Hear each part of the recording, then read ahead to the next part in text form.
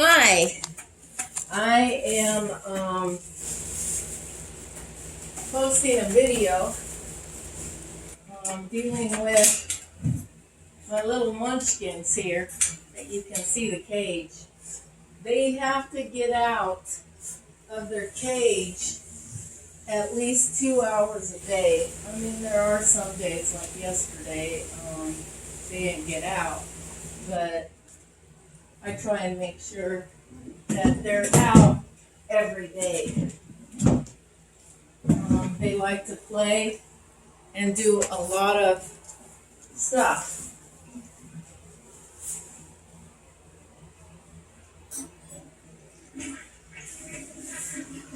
Right now, what I'm doing is getting ready to clean their litter boxes. It's important that you keep their litter boxes clean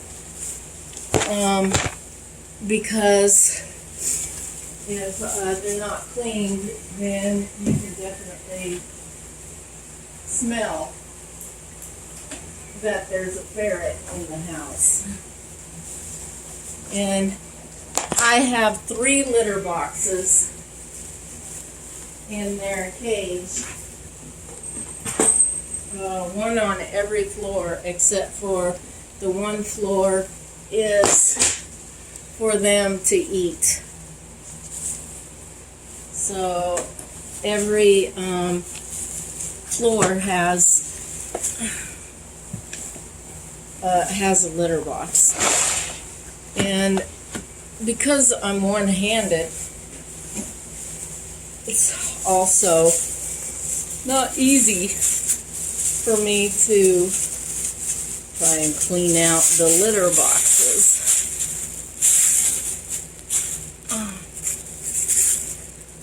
I use bags, and George doesn't really help. So, as I told you before in the previous video, that's what I call my hand. The reason why I ended up calling my hand George was because, see, I made sure the bag is open so I can pull the stuff out of the litter. Now, to keep the litter box from moving, I have my foot on the little edge. But now, back to the reason why I call my hand George. My earlier years, I went to Wilson Elementary up on the South Hill in Spokane. That was my first experience with schooling. I thought it was Lincoln Heights, but I don't know why I got them all mixed up. But it was Wilson Elementary, and I went there for less than a year because I was so withdrawn. I wouldn't talk to any of the other kids. Well, truth be known, the other kids were so busy laughing at me and calling me names that I really had no reason to talk to them, and I didn't care to talk to them. That's Chewy looking at the phone. Okay, so I got the Yikis out of this one. Chewy, you need to move so they can see what I'm doing. But anyway, these kids would mock me, make fun of me, tell me that I couldn't do things because I was a cripple. I fell off the gym bars trying to do what they were doing, and they just sat there and laughed at me when I fell in the puddle of water. That's something I have not forgotten. School for me was kind of cruel. But anyway, the teachers couldn't get me to come out of my shell. So they had me go see a child psychologist. And I guess they did some tests. I don't know how you do tests on a little kid. But next thing I knew, my mom was taking me down off of I-90 to this one school called Lincoln School. And I've checked out the history on this school. It was a regular elementary. Then the school burnt down,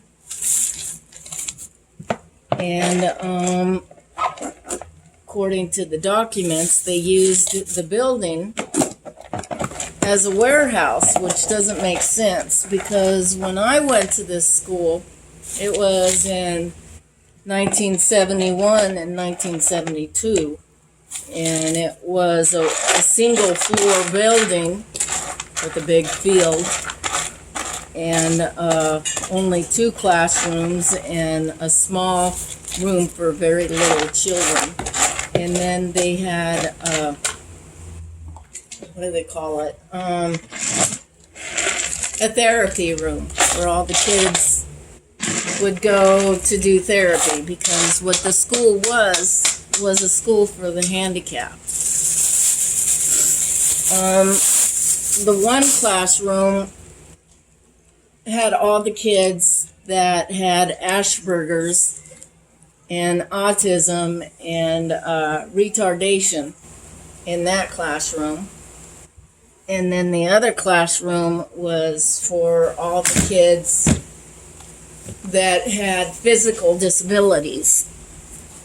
You could guess that I was in the classroom with the physical disabilities.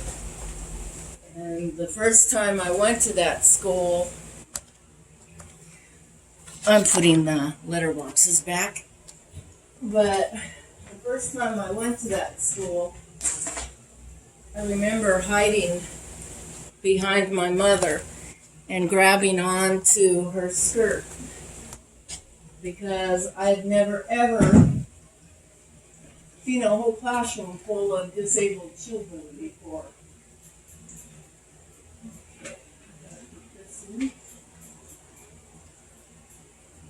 So we don't get it out. Anyway, I was put in that school. Disabilities aren't real. I look horrible. Oh God. But disabilities aren't something that is enjoyable. And I stayed in that school, segregated from all the normal children, for a couple of years. Then, when we moved from Spokane to Walla Walla, I went to Jefferson Elementary School. And of course, they segregated me. They put me in a class for only the disabled. And that's what I basically did. Well, that's ferret cage is now cleaned, and the munchkins are all running around. Anyway, at Jefferson Elementary, we lived in Walla Walla for 4 years. And I went through everything, segregated, and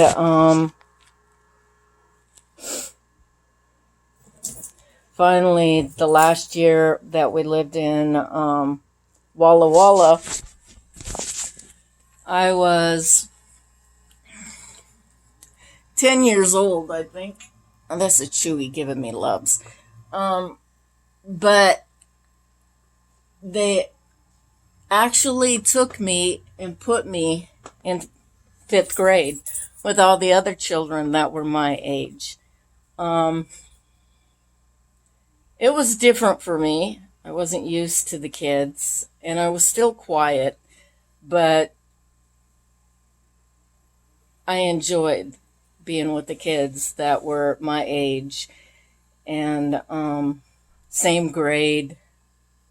It was nice, and I didn't feel too bad. And some of the kids they didn't care about my disability. And there's even one time, me and another girl, I think, got sent to the office and we got spanked. I don't even know what we did. But anyway, from there, my family moved to Longview.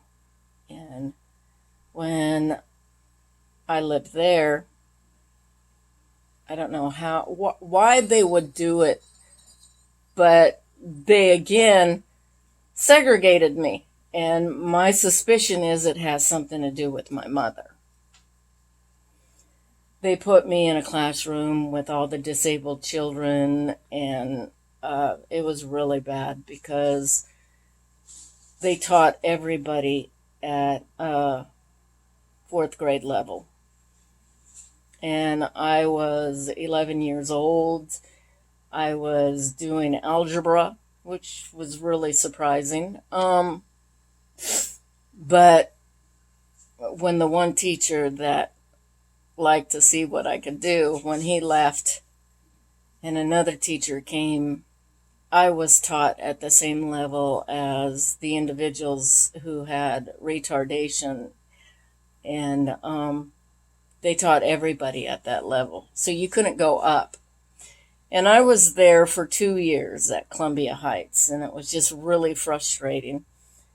And then we moved to Ellensburg. And while I was at Ellensburg, it was like a nightmare. We had built this house, and it wasn't finished. We had cement floors and boards for the stairs, and we were doing the dishes in the bathtub because the kitchen wasn't done yet, and we were eating pot pies and whatever until the house could get finished. But I don't know why the individual from the school district came out to my residence and was talking to my mother about where everybody was going to go, like where my older brother Jimmy was going to go, and where Dennis and Ronnie were going to go, and then where I was going to go. And when she got done talking to my mother about my brothers, then she goes, well, what about Dawn? It says here that she's supposed to go into 7th grade.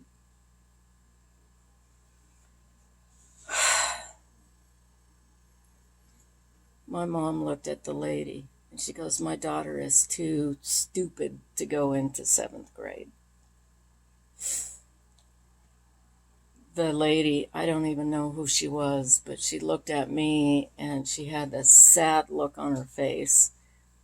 My brother Dennis was around the corner, so he heard the whole conversation. But this woman took a big, deep breath, and she goes, well, okay, what about 6th? We could put her in 6th grade. And my mother goes, no, she's retarded. She can't go into 6th grade. She's not smart enough. The lady took a big, giant pause, and she was looking at me, and the look on her face was like she was in a lot of pain because she couldn't believe what she was hearing. And me, I just sat there in silence. I couldn't believe my mom was negotiating and telling someone else what grade I should go into. But I didn't say anything. So then the lady took a big pause and she goes, well, how about 5th grade? My mom goes, well, she's actually too stupid to go in 5th grade too. So, but we can't take her any lower than that, can we? Because there's just such a big age difference. I was shocked. And the lady was shocked too. But I went to Mount Stewart Elementary, and my teacher was Mrs. Foote, Nancy Foote, and she was the best. Anyway, all the other kids saw me as like I was an alien or a leper. Yeah, they treated me they ignored me. And they'd sometimes call me names, but it was just really frustrating. I didn't have any friends. And I was the oldest kid in the whole school, so it just really didn't make me feel good at all. The name calling, the belittlement, no matter what I did, I just couldn't get anywhere. But anyway, my teacher, Mrs. Foote, she saw everything that was going on. I don't think she really realized how cruel the kids were, though.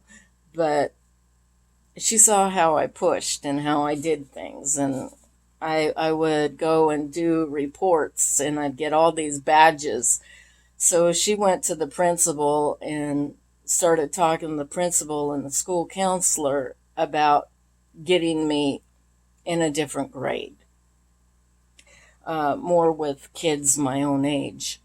And she was just really amazing. I don't even know how to say it, but she went all out for me, and I can't even explain the stuff that Mrs. Foote did for me. And then they called my mother in, and my mother to this day takes credit and says that it was her that moved me up. No, it was her that held me back. Anyway, I spent a month in 6th grade because it was the end of the school year, and the kids were still younger than me, but they were closer to me. So I went and spent a month in 6th grade and then went on with them until 82. And then we moved to Spokane. So my end of my junior year and all of my senior year, I went to Meade High School. But I was so suicidal because of all the names and all the kids always laughing at me and calling me crippled names. I just wanted the pain to go away. I wanted people to like me for who I was, and I hated who I was. I really hated being different than all the other kids and being treated like I had no brains when I actually did. It was depressing and it was upsetting. And I hated my disability. I really hated it. I wanted to be normal. I wanted to be like everyone else, so they'd stop calling me names. It didn't end. They just kept doing it, and I was a loner no matter what. The one girl that I thought was my best friend, her name was Stephanie Watterson. Maybe I shouldn't say her name on here. But I tried to fill my emptiness, and I tried to, well, I wanted to think that people cared about me and that I did have friends. And Stephanie and I, all through middle school, hung out together. And we did things, and I thought she was my friend. But we were at high school. I think it was my freshman year. And there was a group of kids that were in choir, and, a couple of them, did other things, but they all sat together. It was Sherry Douglas, Rick Stoll, and a couple other people with Stephanie Watterson. So I was sitting there, and Stephanie came to the table, and she was to my left. She wasn't right next to me, but she was to the left, and she started talking about me without even noticing me sitting there. And I was looking at the other kids, and they were trying to get her to realize I was sitting there without saying anything. And so she would stop talking badly about me. But she was sitting there going, well, I wish Dawn wouldn't sit here. I don't understand. She thinks that we like her when we actually don't. You know, it'd be a good idea that she just find somewhere else to sit. She's stupid. I mean, she went on and just belittled me big time, and I just sat there when I thought that was my closest friend. And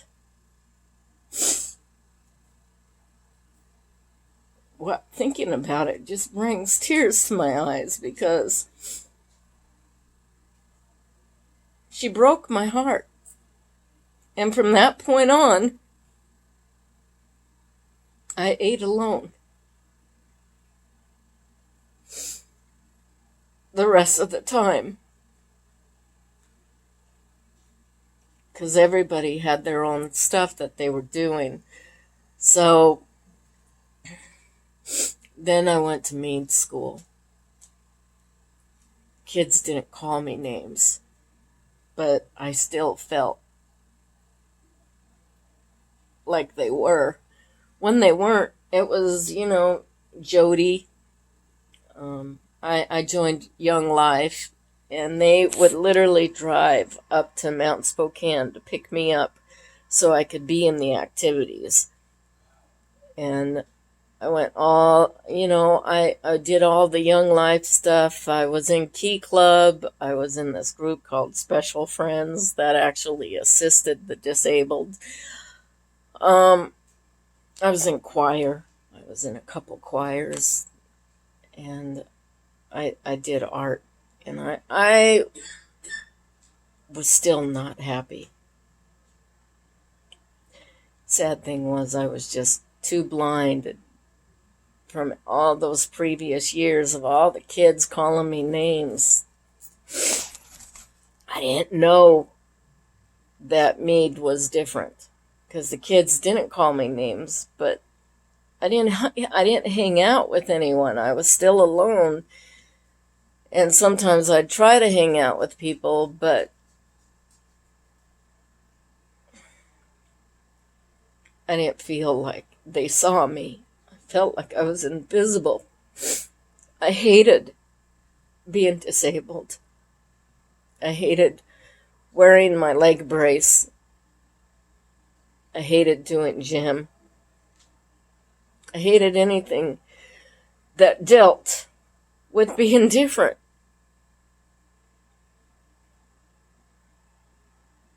A lot of times, this is the part, like I said, start off with why I call my hand George.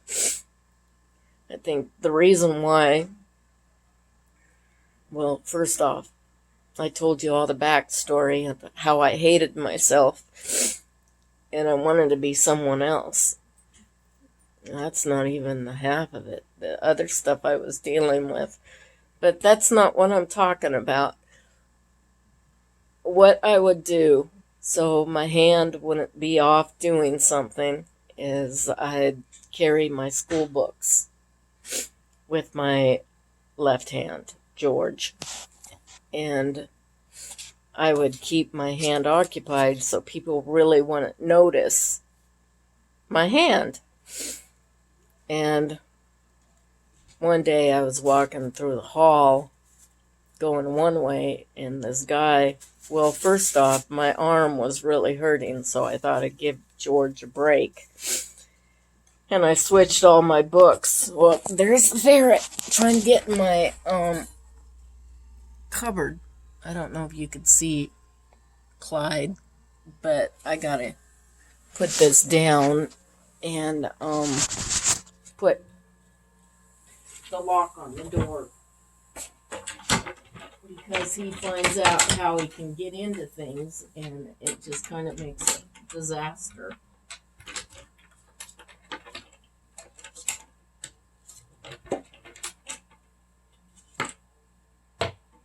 Mm.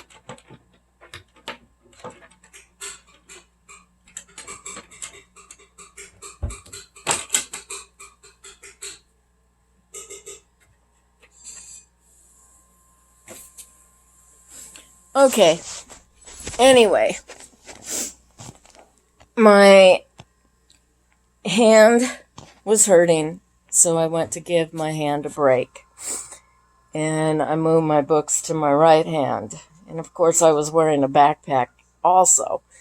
But I wasn't paying attention, and I was just walking in the hall, and this guy goes to walk by me going the other way, and I didn't notice anything. I wasn't paying attention. I just kept walking, and he kept walking the opposite direction, and the next thing I know, we were slingshotted together, and we butted heads, and then I noticed George actually had grabbed him. I was horrified. I didn't know what to say. I was embarrassed. It was like, oh my God. And I was like, oh, I'm so sorry. I'm so sorry. It wasn't me. It was my hand. I am so sorry. I didn't know my hand had grabbed you. The guy looked at me like I was crazy. And I just looked at him and I realized it wasn't me that grabbed him. It was my hand. So from that point on, I started calling my hand George. And the reason I picked the name George is because at the time I really didn't like that name. And I didn't like my hand, so it seemed to fit. What I should have called him was Oscar, the Grouch, because he acts like Oscar. But that's the day I named my hand. I was 19 years old and walking through the hall. And from that point on, I've been calling my hand George. I always get people asking, well, if you call your hand George, what do you call your leg? I just look at them and say, well, that's Harry. And of course, everybody laughs. But that's the story of why I call my hand George in the back of it. I don't hate George anymore. I don't think I know what it would be to be two-handed. I do everything with my one hand, and I use my teeth also. But that's it. I just wanted to share that little story and also show you how I clean my ferret cage. Of course, I didn't change the bedding. That's a whole other thing that just is not that fun. But anyway, have a good day. And if you like what you see,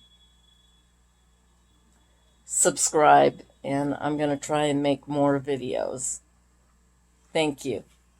Bye.